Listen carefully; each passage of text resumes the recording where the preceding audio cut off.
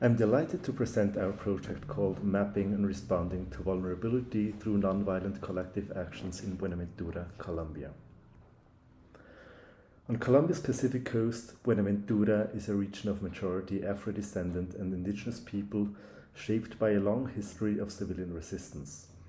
It is one of the regions that has been most deeply impacted by the armed conflict.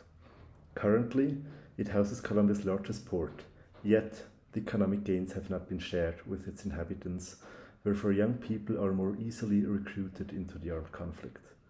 Because of the long trajectory of violence, it was one of the regions prioritized in the 2016 peace accords.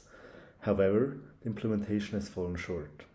This has left communities to survive in the midst of an escalating social and armed conflict resulting from the actions of armed groups and exclusionary policies that increase their collective vulnerability to harm. This participatory action research will work with 5 Afro-descendant and indigenous communities to answer the following questions. How has vulnerability of Afro-descendant and indigenous communities in Buenaventura been shaped by historical, political, socio-economic, cultural and geographic factors in the context of armed conflict?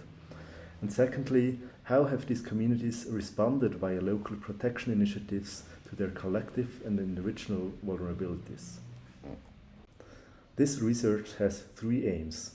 First, to map vulnerability to physical harm of the communities. The violence in Buenaventura has impacted communities in different ways.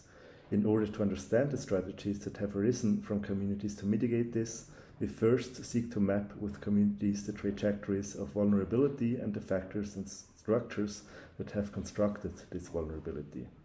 Secondly, to examine how community members experience this vulnerability while navigating their specific geographical contexts. While this research focuses on collective strategies, it is critical to recognize that different intersections of identity can determine individual vulnerability. Finally, we will explore ways that community members have built strategies collectively to respond to vulnerability through collective memory exercises. As impacts of the research, on a community level, protection initiatives are reinforced and new strategies elaborated.